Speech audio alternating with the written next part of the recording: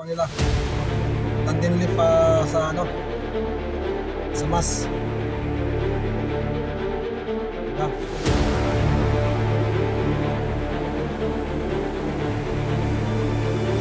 Diba talaga init? Sobra. Kita nyo naman, oh. Diba? Napakahirap mga seating yan. Yung seating yan, kailangan kasi nakabalanse yan. Balance na balance ang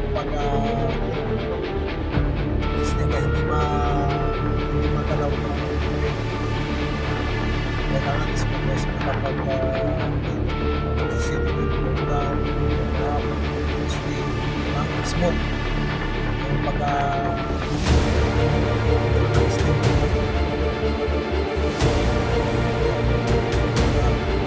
Dapat ang